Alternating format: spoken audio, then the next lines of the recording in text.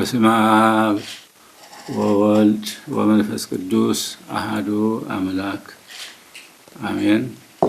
ኣብ ሃገርና ኢትዮጵያ ኣብ ገጠርን ከተማን እትነብሩ ካብ ሃገር ወፃኢ ኣብ ዝተፈላለዩ ኣህጉራት እትርከቡ ደው ሃገርና ንምሕላውን ንምኽባርን ብኩሉ ሸነኽ ጠጠው ኢልኩም ዘለኹም ብሰንኪ ሕማም ኣብ ጸበላትን ሆስፒታልን ዘለኹም ከምኡ'ውን ናይ ሕጊ ተኣረምቲ ኮይንኩም ኣብ ቤት ህንጸታት እትርከቡ ኢትዮጵያውያንን ኢትዮጵያውያትን ብምልኡኹም ብቤዛዊ መስዋዕትነቱ ካብ ናይ ሞት ኃጢአት ኣውፂኡ ናይ ትንሣኤ ሙታን በሪ ዝኸፈተልና ጎይታናን ኣምላኽናን መድሓናን ኢየሱስ ክርስቶስ እንቋዕ ን2018 ዓመተ ምህረት በዓል ትንሣኤኡ ብሰላም ኣብጽሓና ኣብጽሓኩም ወአነ እሜጡ ነፍሴ ቤዛ ኣባግእየ ከመ ካብ ኣነስኣ አነ ንነፍሰይ በጃ ሕልፋ መሊሰውን ክወስዳ ወይ ከዓ ከተንስኣ እየ።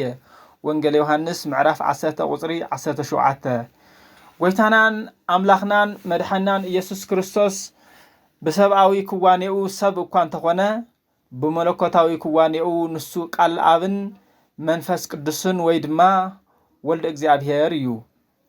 ስለዚ ብሰብኣዊ ክዋኔኡ መዋቲ እንትኸውን ብመለኮታዊ ክዋኔኡ ዝተንስእን ዘተንስእን እዩ።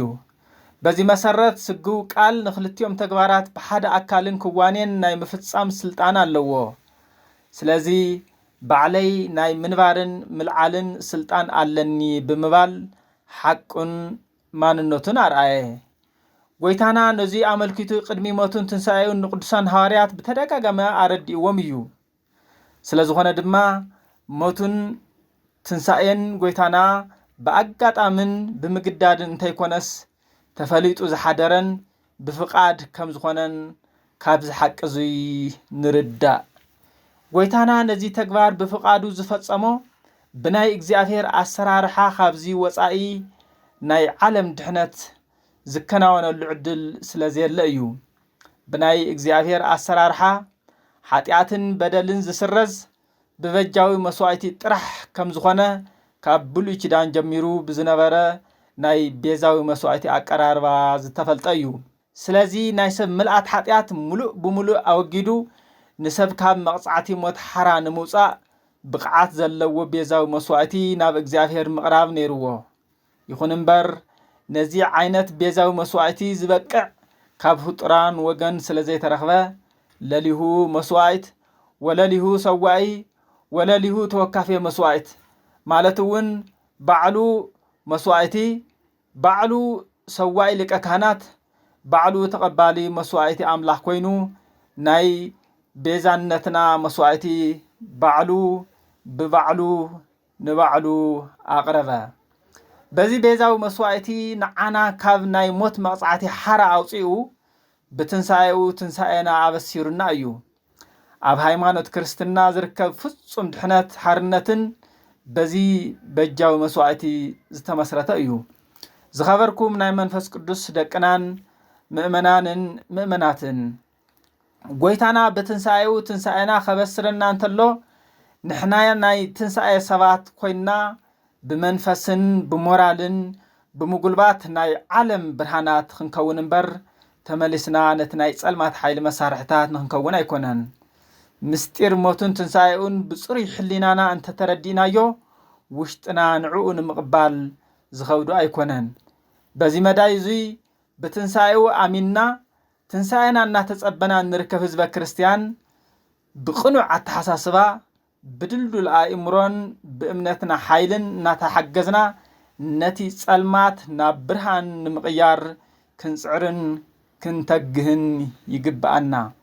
ናይ ጸልማት ዓለም መንፈስ ከጥፈአና እንተዘይኮይኑ ከም ዘይጠቕመና ብጭቡጥ ንፈልጥ ኢና። ፈቲና ጸሊእና እቲ እንኮ ኣማራጺ ዘለና ንብርሃን ምኽታል ጥራሕ እዩ። ንሱ እውን እግዚአብሔር እዩ። ብብርሃን ዝመላለስ ከም ዘይጉዳእ ኩሉ ብእግዚአብሔር ዝነብር ተጎዲኡ ኣይፈልጥን እዩ። ዓለም ብሓፈሻ ብጸልማት ተዋሒጡ ዝተራመስ ዝርአ ዘሎ ብርሃን እንተይኮነስ ጸልማት ሕርያኡ ስለ ዝገበረ እዩ። ስለዚ ሕርያና ብርሃን ዝኾነ እግዚአብሔር ንኽኸውን ናይ ቤተ ክርስቲያንና ናይ ኩሉ ጊዜ ጸውዒት እዩ። ኣብ መወዳእታ በዓል ትንሣኤና ክነኽብር እንተለና ነቶም ብኽፍኣት ዓለም ህይወቶም ዝጸልመተቶም ወገናትና ጸሞም ከይውዕሉ ንዝጠመዩ ብምምጋብ ንዝጸምኡ ብምስታይ ንዝዓረቑ ብምኽዳን ነቲ በዓል ሓጎስ ናይቲ በዓል ሓጎስ ተኻፈልቲ ንኽኾኑ ብምግባር እታ መዓልቲ ንኹላትና ፍጹም ብርሃን ንኽትከውን ክርስቲያናዊ ግቡእና ንኽንዋጻእ ብሽም እግዚአብሔር አባታዊ መልእኽትና ነመሓላልፍ። ሕዚ እውን ደጊምና እንቋዕ ንብርሃነ ትንሣኤው ብሰላም ኣብጽሐኩም ሰናይ በዓል ትንሣኤ ይግበረልና። እግዚአብሔር ኢትዮጵያን ህዝባን ይባርኽ። ምስጋና ንእግዚአብሔር ይኹን አሜን። አባ ማትያስ ቀዳማዊ ፓትርያርክ ርእሰ ሊቃነ ጳጳሳት ዘኢትዮጵያ ሊቀ ጳጳስ ዘአክሱም ወጨጌ ዘመንበረ ተክለ ሃይማኖት ሚያዝያ 4 2018 ዓመተ ምህረት አዲስ አበባ ኢትዮጵያ